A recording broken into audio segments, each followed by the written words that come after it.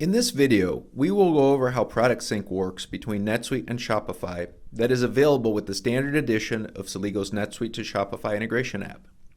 The Celigo integration contains pre-built integration flows to synchronize inventory, matrix product variations, kits, product bundles, and other item types from NetSuite to Shopify. Let's switch over to NetSuite. We will start by creating a new inventory item in NetSuite. Here you can see we have a new item with all the relevant information pre-populated, such as the item name, item display name, rich text formatted sales description, price information, images, and more. Now let's click on the eTail tab that gets added once you install the Celigo Integration app.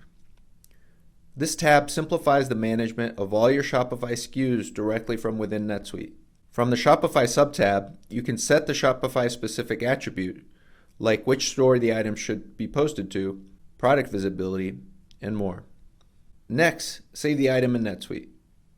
Celigo will automatically create the corresponding SKU in Shopify, and if a product already exists with the same SKU name, it'll update it.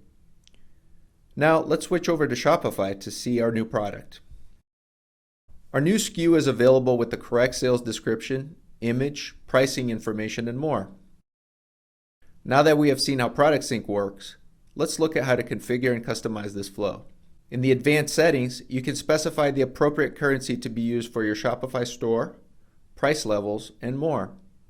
The integration app also allows you to map unlimited standard and custom NetSuite fields to standard and custom meta fields in Shopify. That's it. Additional pre-built integration flows are available in the standard and premium editions of the integration app. Thank you for watching this demonstration.